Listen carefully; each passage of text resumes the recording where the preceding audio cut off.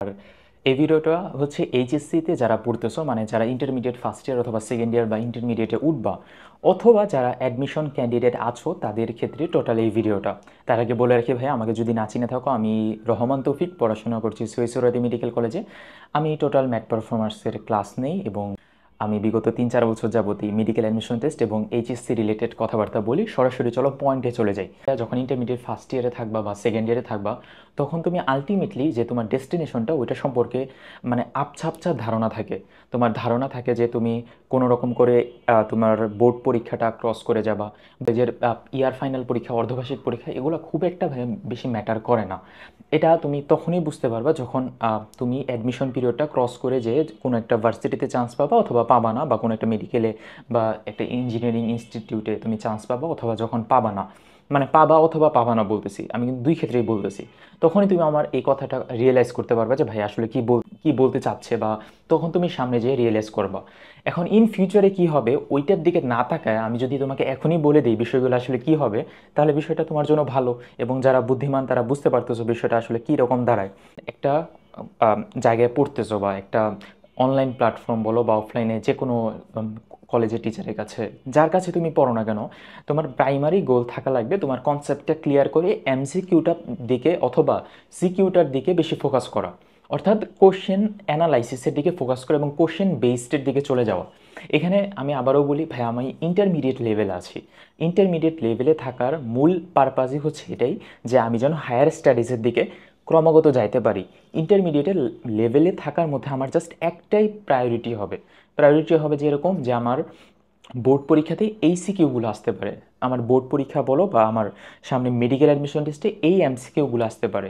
আমি এই এমসিকিউ এর আন্ডারে পিছনের ব্যাকগ্রাউন্ডটা জানি কি না, এতটুকুই। সেকেন্ড কথা, তোমার দেখবা যে অনেক কোচিংয়ে শিট দিবে বা অনেক কোচিংয়ে অনেক বই পাওয়া যায়, অনেক বড় বই পাওয়া যায় বা শর্টকাটের বই পাওয়া যায়। ওগুলো আসলে খুব একটা দরকারি না। দেখো, কোনো শর্টকাট, কোনো টেকনিক বা কোনো তোমার বইয়ের কোনো বইয়ের শর্টকাট টেকনিকগুলো আসলে তোমার জন্য উপকারী না। উপকারী হবে এইভাবে, তুমি যদি ওই টেকনিকটা বা শর্টকাটটা তুমি নিজে থেকে বের করো। যেমন তুমি যদি বোটানি বইটা তুমি একটা ক্লাস দেখে তুমি ওনার ক্লাসে কি বুঝাচ্ছে ওইটা তুমি নিজে বুঝে তারপরে তুমি যখন বইয়ের ভিতরে টেকনিকগুলো লিখে রাখবা। সাপোজ আমি তোমাকে যদি বলি এই চ্যাপ্টারের মধ্যে তোমার এক একটা, যেমন ডিএনএর আরেক নাম কি, তারপরে হচ্ছে তোমার নিউক্লিক অ্যাসিডের আরেক নাম কি, ক্রোমোজোমের আরেক নাম কি, এগুলো আরেক নামের ভিত্তিকভাবে যে কোশ্চেনগুলো থাকে, ওই কোশ্চেনগুলো তুমি যদি একটা আলাদা গাইড বই থেকে না তুলে তুমি যদি সরাসরি তোমার বই যখন পড়তেছো তখনই আলাদাভাবে তুমি নিজের হাতে লিখে ফেলো, বিষয়টা কি একদম ক্রিস্টাল ক্লিয়ার হয়ে যায় না তোমার কাছে যে আসলে আমি নিজের হাতে লিখছি এবং এবং আমি জানি। এটা করলে দুইটা লাভ। প্রথমত নিজের কনফিডেন্স বাড়বে, দ্বিতীয়ত তোমার বইটা আরও ভালো মতো পড়া হবে, কারণ বইয়ের আনাচে কানাচে কী আছে তুমি ভালো মতো জানো। আর এটা জানলে কি হবে ভাইয়া, বইয়ের আনাচে কানাচে কী আছে এটা জানলে কি লাভ? কি লাভ হবে এইটাই যে তুমি পরবর্তীতে যখন বিভিন্ন কোচিংয়ে ভর্তি, মানে কোচিংয়ের প্র্যাকটিস করতে যাবা, যেমন তোমার ভর্তি পরীক্ষার আগে, সাপোজ বায়োলজি নিয়ে কথা বলতেছি, তো ফিজিক্স সেম, তুমি যদি কেমিস্ট্রিও সেম, তুমি অন্যান্য কোচিংয়ে যখন পরীক্ষা দিতে যাবা তখন কোচিংয়ের পরীক্ষাগুলো কেমন হবে, বইয়ের ভিতর থেকে তো প্রশ্নগুলো করবে, তখন ওই প্রশ্নগুলো পারবা। এখন ভাই কোচিংয়ের ওই পরীক্ষায় প্রশ্নগুলো পাইলে আমার লাভ কি? কোচিংয়ের পরীক্ষায় ওই প্রশ্নগুলো তো বইয়ের ভিতর থেকে করছে, ওগুলো তো তোমার পারতে হবে। না পারলে তো তোমার লস, পারলে তোমার লাভ হচ্ছে তোমার একটা কনফিডেন্স বাড়বে এবং এটা তুমি বুঝতে পারবা যে তোমার সামনে যে টার্গেট, ওই টার্গেটের দিকে তুমি যাচ্ছ। বাইরের কোনো শিট টিট এগুলা দিকে ফোকাস করবো না, আমাদের মেইন বইটাই হচ্ছে আমাদের মেইন অস্ত্র এবং ওইখান থেকে আমরা নোটগুলো বের করব। তারপরে আসি, অনেক বাজারে অনেক বই পাওয়া যায় যেখানে অনেক এমসিকিউ একসাথে দেওয়া। আমি এটার বিরুদ্ধে, আসলে সত্যি কথা বলতে এটা একটা লজিক্যাল কারণও আছে। যে তোমার এমসিকিউর যে বই, সাপোজ আমি একটা কথায় বললাম, কিছু মনে করো না, সবাই কেউ কিছু মনে করো না, জয়কলির একটা বইয়ের মধ্যে অনেকগুলো এমসিকিউ দেওয়া আছে। আমি নিজেও জয়কলির আমার বইটাই ছিল, নিজেও আমি দেখছি, কিছুটা পড়ছি, বইগুলো অনেক ভালো বই, স্বাভাবিক।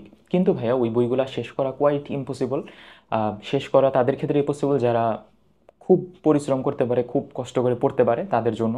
বাট আমার পার্সপেক্টিভ অনুসারে আমি একটা নর্মাল ক্যাটাগরি স্টুডেন্ট। আমার পার্সপেক্টিভ অনুসারে আমি এটা চিন্তা করি যে টিচার আসলে কোশ্চেন করবে কই থেকে। টিচার প্রশ্ন করবে হচ্ছে আমার মূল বইয়ের থেকে, মূল বইয়ের এমসিকিউ থেকে। ধরুন এটা মাজেদা ম্যাডামের বই আমি সামনে রাখছি, মাজেদা ম্যাডামের বই ওনার হাতে থাকবে এবং এই বইতে যে এমসিকিউগুলো আছে ওই এমসিকিউ থেকে উনি সরাসরি এমসিকিউ তুলে দিবে। অর্থাৎ বা মাজেদা ম্যাডামের বইয়ের লাইন থেকে একটা এমসিকিউ তুলে দিবে। উনি কি কোনো ধরনের গাইড অথবা রয়্যাল গাইড অথবা জয়কুলির বই অথবা মেডিট্রিক্স কম্পিনিয়ন বুক, রেটিনা গাইড, যে কোনো গাইড থেকে কি কোনো প্রশ্ন করবে? আমি যখন ওই গাইডগুলো দেখতাম, বা যে কোনো তুমি যদি যারা মেডিকেলে অলরেডি পড়তেছে বা যারা সিনিয়র তোমার থেকে, তাদের যদি তুমি জিজ্ঞেস করো যে আপনি কি ভাইয়া কোচিংয়ের গাইড পড়ছেন কিনা, তাতে প্রায় 80%ই অ্যান্সার হবে না, শুধু তারা মেইন বই পড়ছে, অন্যান্য রাইটারের বই হয়তোবা তারা পড়ছে এবং মেইন বইয়ের এমসিকিউতে বেশি ফোকাস দিছে। এটা হচ্ছে মূল তোমাদের জন্য সাজেশন থাকবে। সামারিটা হচ্ছে কি? সামারিটা হচ্ছে আমরা আজে বাজে অযথা বইয়ের দিকে ফোকাস করব না, অন্যের নোটের দিকে ফোকাস করব না, গাইড বইয়ের নোটের দিকে ফোকাস করবো না। আমরা নিজেরাই নোট বানাইতে পারবো, নিজেরাই টেকনিক বানাইতে পারবো। বড়জোর তুমি একটা ক্লাস করতে পারো, ক্লাস দেখে দেখে ভাইয়া যে টেকনিকটা বলছে ওই টেকনিকটা তুমি নিজের খাতায় লিখে ফেলতে পারো। ক্লাসের ব্যাপারে একজন টিচারের কি করা উচিত? টিচার তার মানে একজন স্টুডেন্টকে, ধরুন একজন মেডিকেল অ্যাসপিরেন্ট, আমি হচ্ছে তোমার টিচার, এখন আমার তোমাকে কি করে দেওয়া উচিত? তোমাকে বইটা এমনভাবে সাজিয়ে দেওয়া উচিত বা এমনভাবে তোমাকে একটা ডাইরেকশন দেওয়া উচিত, জুলজি অথবা বোটানি অথবা ফিজিক্স অথবা কেমিস্ট্রির মেডিকেল অ্যাডমিশন টেস্টে যে টপিকগুলো ইম্পর্টেন্ট ওই টপিকগুলো তোমাকে দেখাই দেওয়া উচিত, যে এখান থেকে ভাইয়া প্রশ্ন আসে। কিছু শর্টকাট টেকনিক দেখাই দেওয়া উচিত, এক্সাম হল স্ট্র্যাটেজিগুলো দেখাই দেওয়া উচিত, এবং তোমাকে আমি এই কনফিডেন্সটা দিতে পারি যে তুমি যদি এই কয়টা টেকনিক ফলো করো তাহলে তুমি তোমার ডেস্টিনেশনে যাইতে পারবা। কিন্তু বাকি কাজগুলো কিন্তু তোমার। যেমন বাকি কাজগুলোর মধ্যে কি পড়বে? ভাইয়া যে টেকনিকগুলো বলে দিছে ওই টেকনিক অনুসারে আমি কি কাজ করতেছি কিনা, আমি ওই সূত্রগুলো নোট ডাউন করতেছি কিনা, আমি ওই শর্টকাট টেকনিকটা আমি বইয়ের ভিতরে লিখে রাখছি কিনা, আমার বইটা সুন্দর মতো নিজের মতো করে বানাইছি কিনা। তোমার ওই ধরো না, আমি তোমাকে পড়াচ্ছি, আমি তো আর পরীক্ষা দিব না, আমার তো পড়া শেষ, তুমি পরীক্ষা দিবা, তোমার নোট তোমার নিজেরই বানাইতে হবে। এখন আমি কি তোমাকে নোট বানাই দিব, নাকি একটা লাইনে ধরাই দিব যে এই লাইনে তোমার যাইতে হবে? পার্সোনাল টিচারের কাজ এরকমই হয়। অনলাইনের ক্ষেত্রে, অনলাইনে তো ক্লাস নেই, ক্লাসের মধ্যে অনলাইনের ক্লাসও সেম ক্লাস, যে জাস্ট তোমাকে আমি দেখাই দিলাম যে এই টপিকটা ইম্পর্টেন্ট। যেমন হাজারি স্যারের পুরো বইয়ের মধ্যে তোমার মাত্র 40% 50% আমাদের ইম্পর্টেন্ট, বাকিটুকু ইম্পর্টেন্ট না মেডিকেলের জন্য। বাকি অনেক হিবিজিবি অনেক কথাবার্তা আছে, আমি তোমাকে দেখাইতে পারবো। তুমি যদি সামনে থাকতে আমি তোমাকে বই টু বই দেখাইতে পারবো যে এতটুকু এগুলা কিছুই লাগে না, এগুলো কোনোদিন প্রশ্ন আসে নাই। তুমি নিজে নিজে অ্যানালাইসিস করে দেখতে পারো যেখান থেকে প্রশ্ন আসে ফ্রিকোয়েন্টলি ওই প্রশ্নগুলো আমি যেন পড়তে পারি। আরও একটা কনসার্নিং বিষয় যেটা হচ্ছে, সামনে যখন মেডিকেল ভর্তি পরীক্ষা হবে বা যে কোনো ভর্তি পরীক্ষা হবে, ওই ভর্তি পরীক্ষার ক্ষেত্রে তুমি একটা জিনিস প্রেডিক্ট করবা। যে ভর্তি পরীক্ষা দিবা, সাপোজ আমি মেডিকেলের কথাই বলি, যে ভর্তি পরীক্ষা দিবা ওই ভর্তি পরীক্ষার প্রিভিয়াস ইয়ারের কোশ্চেনগুলো অ্যানালাইসিস করবা। যেমন আমি তোমাকে একটা অ্যানালিটিক্যাল কথা বলি, গত বছরের আগের বছর বোটানি কোশ্চেনটা কঠিন হয়েছে। গত বছর মোটামুটি সব প্রশ্নই স্ট্যান্ডার্ড হয়েছে, মোটামুটি অ্যারাউন্ড। কেমিস্ট্রি প্রশ্ন মোটামুটি অ্যারাউন্ড স্ট্যান্ডার্ডই হয়েছে। এই বছর সাপোজ তোমার একটা প্রেডিকশন, সাপোজ তোমার জুলজি কঠিন হতে পারে। এখন জুলজি কঠিন হলে কী করা উচিত? জুলজি কঠিন হতে পারে, আবার বোটানিও কঠিন হতে পারে। কোন টপিকটা কঠিন হবে ওটা আমরা জানি না। তার জন্য কি করা যায়? করা যায় যে সব কিছুরই সমান একটা প্রিপারেশন রাখা, যেন আমার মেইন মেডিকেল ভর্তি পরীক্ষার হলে আমার এই কনফিডেন্সটা থাকে আমি সব কিছু সমান প্রিপারেশন নিছি। যে কোনো জায়গা থেকে, যে কোনো টপিক থেকে বা যে কোনো হার্ড লেভেলের প্রশ্ন থাকলেও যেন আমি ওইটা দেখতে পারি বা দেখে বুঝতে পারি যে এই প্রশ্নের অ্যান্সারটা কী তোমাদের জন্য নেসেসারি।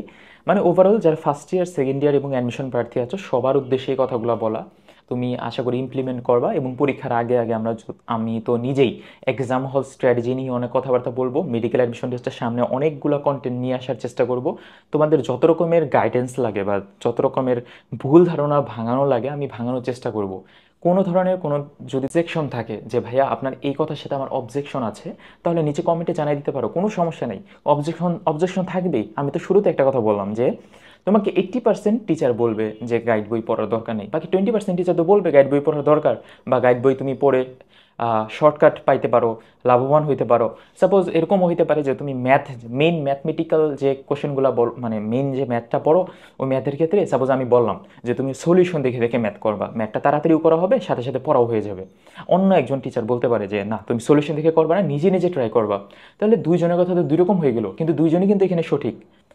মানে আমি তোমাকে এটা বোঝানোর চেষ্টা করতেছি যে আসলে সবার কথাই সঠিক এখানে, এক একজনের পার্সপেক্টিভ এক এক রকম। এখন আমার পার্সপেক্টিভ অনুসারে আমার কাছে যেটা বেস্ট ওয়ে মনে হয়েছে ওইটাই তোমাকে বললাম। এখন তুমি কোনটা ইমপ্লিমেন্ট করবা, তোমার হয়তো বা আমার পার্সপেক্টিভ নাও ভালো লাগতে পারে, কিন্তু দুইজনের পার্সপেক্টিভ অনুসারে এর উপরে রেসপেক্টফুল হতে হবে আমাদের। যেন ভাইয়াও যেটা বলছে ওই স্ট্র্যাটেজি অবলম্বন করে ভাইয়া হয়তো বা চান্স পাইছে, আমি এই স্ট্র্যাটেজি অবলম্বন করে আমি হয়তো বা এইভাবে চান্স পেতে পারবো। মানে ওভারঅল একটা আমরা যেন গ্রস আলোচনা করতে পারি বা একটা কনস্ট্রাকটিভ আলোচনা করতে পারি যে কিভাবে পড়লে বা কোন স্ট্র্যাটেজিক্যালি আগালে বা সামনের মেডিকেল ভর্তি পরীক্ষার প্রশ্নগুলো কেমন হইলে আমাদের আলটিমেটলি আমার ক্ষেত্রে অ্যাজ এ টিচার হিসেবে কথাগুলো সার্থক হবে, অ্যাজ এ স্টুডেন্ট হিসেবে তোমার জন্য সার্থক হবে। হ্যাঁ, আমি তোমাকেই বললাম সবগুলা কথা। তোমার যদি ভিডিওটা একটু হইলেও কাজে লাগে নিচে কমেন্টে জানিয়ে দিতে পারো, যে কোনো একটা কমেন্ট করে যাইতে পারো অথবা একটা রিয়েক্ট দিতে পারো। আর ম্যাথ পারফরম্যান্স ইউটিউব চ্যানেল থেকে দেখলে তো সাবস্ক্রাইব করতে হবেই। আজকে এই পর্যন্তই, টাটা।